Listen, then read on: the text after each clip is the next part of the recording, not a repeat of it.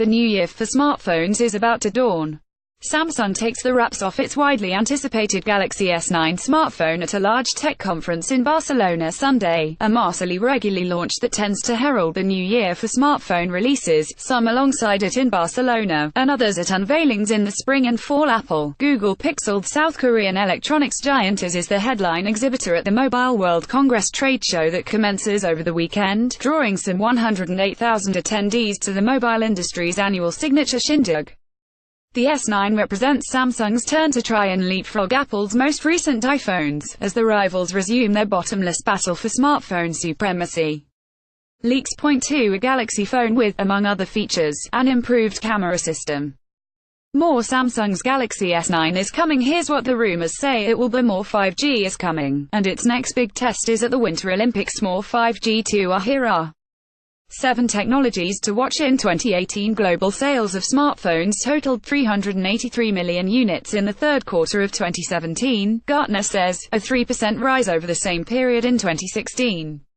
During the quarter, Samsung had a 22.3% unit market share, compared to 11.9% for Apple. In some respects, Samsung will be returning to form by unveiling its latest flagship at the conference, as it has done with many of its product launches in the past. But last year was a departure. While exhibiting at MWC per usual, Samsung chose to postpone the launch of the Galaxy S8 until weeks later. While you can expect other companies among the 2,300 exhibitors to flaunt their own new devices, not just phones but tablets, computers and wearables too, including Sony, Asus, Alcatel, Huawei, ZTE, Lenovo and HMD Global. Nokia, MWC is less a product showcase than an event focused on big-picture ideas and trends: artificial intelligence, the Internet of Things IoT and of course, the high-speed networks that promise to keep everything connected. I'm referring to 5G, the next generation of wireless technology, a rollout that picks up momentum in the months ahead following such global 5G testbeds as the Pyeongchang Olympic Games in South Korea that will end just as MWC begins. Early indications are that the first 5G installations will mainly involve fixed solutions that are essentially alternatives to speedy broadband in the home. Fast mobile 5G is for the most part a 2019 and beyond story. But in the days leading up to MWC, AT announced the names of the first U.S. cities where it expects to demo mobile 5G by the end of this year: Dallas and Waco, Texas, plus Atlanta.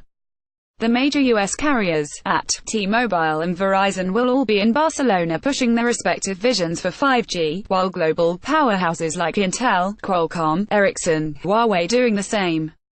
Google will be on hand too, and leading into MWC announced that its Google Assistant virtual assistant, which is already available in 8 languages, will expand to more than 30 languages by year-end, reaching 95% of Android phones worldwide. Google is also adding to so-called routines, letting the assistant accomplish a bunch of tasks when you issue a single vocal command. Amazon's Alexa offers a similar feature. For example, when you get home from the office, you can say, "Hey Google, I'm home," and the assistant on your Google Home speaker or smartphone will automatically turn on lights, share reminders, play your favorite music and so on. File in this February 26, 2015. File photo. Federal Communication Commission Commissioner Ajit Pai speaks during an open hearing and vote on net neutrality in Washington. The Senate has confirmed Pai, President Donald Trump's nominee to serve as chairman of the Federal Communications Commission, despite Democratic complaints that he will undermine net neutrality. Photo. Pablo Martinez Monsivais. There will be fewer big-name speakers taking the MWC stage this time around.